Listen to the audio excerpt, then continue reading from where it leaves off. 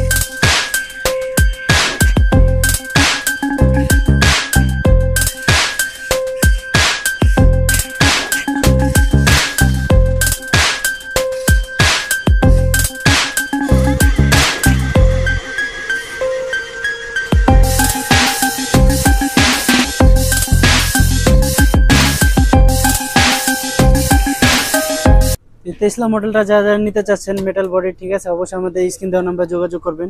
তো এটা প্রাইস দিচ্ছি আমরা মাত্র 4,500 টাকা, মাত্র 4,500 টাকার ভিতরে এই টেসলা মডেলটা পেয়ে যাচ্ছি।